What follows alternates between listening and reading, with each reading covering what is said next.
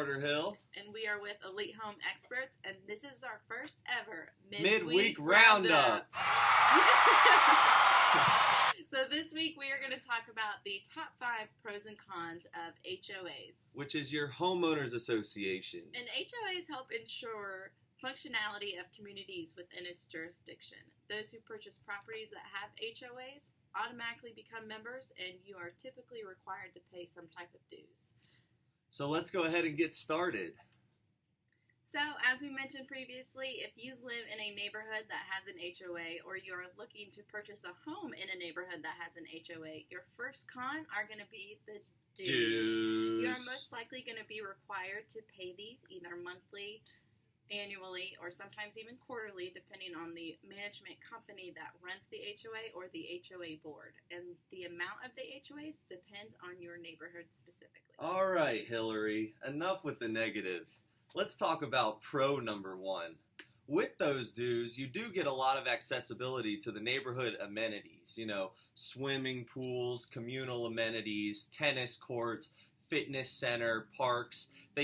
Some HOAs will even go out to do the maintenance of your lawn care, and they'll also even do your trash pickup within those HOA dues. So there's 2 ways you can look at them. Dues, but you get the amenities with it. Now, our second con are going to be the restrictions. Lots of HOAs have regulations about what you can or cannot do to your house. So if you're looking to add on a fence, add on in general, or if you want to rent out your house, ask the management company or the HOA board and see if that is something that they would allow and what types that they would approve of. And if you are an investor looking in an HOA neighborhood, I would definitely reach out to, because the neighborhoods typically put a cap rate on rentals. Relax with all the cons, Hillary. Let's give them another pro to go with that con. So the good thing about the fact that they have these restrictions is that it makes your neighborhood look good. You know, it keeps the community clean, it keeps the lawn care safe and structured, and overall it just makes the neighborhood look more uniform. And after all, in the market of buying and selling homes, a uniform neighborhood actually does increase the value of your home to an extent. It's usually harder to sell homes in these neighborhoods that have different houses and no regulations, so your neighbor could have a dirty yard or anything of that nature. So these restrictions do help the value of your home as well.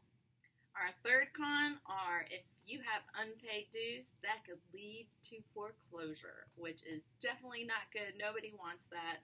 A few HOAs puts limits on when they can move into foreclose, but if you have fallen behind on a few payments, you may want to consult an attorney just to see what your recourse would be. Who wants to hear about foreclosures, Hillary? Not me. Let's give these guys another pro. And the third pro today is the leadership committee that comes along with an HOA.